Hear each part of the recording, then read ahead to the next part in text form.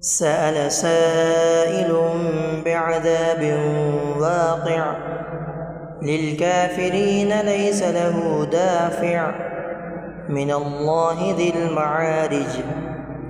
تعرج الملائكة والروح إليه في يوم كان مقداره 50,000 سنة فاصبر صبرا جميلا إنهم يرونه بعيدا ونراه قريبا.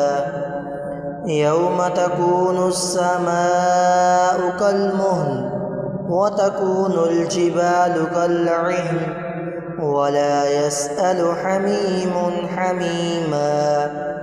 يبصرونهم يود المجرم لو يفتدي من عذاب يومئذ ببنيه وصاحبته وأخيه وفصيلته التي تؤذيه ومن في الأرض جميعا ثم ينجيه.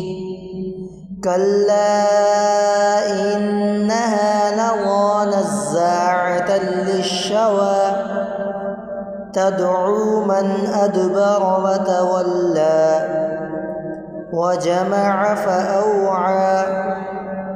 إن الإنسان خلق هلوعا إذا مسه الشر جزوعا وإذا مسه الخير منوعا.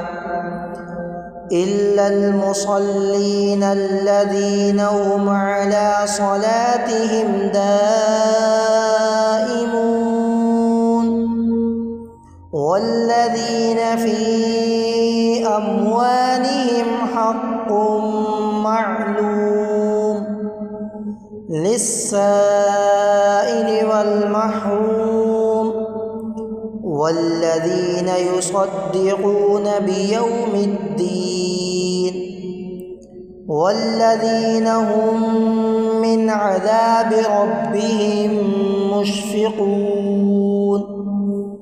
إن عذاب ربهم غير مأمون. والذين هم لفروجهم حافظون إلا على أزواجهم أو ما ملكت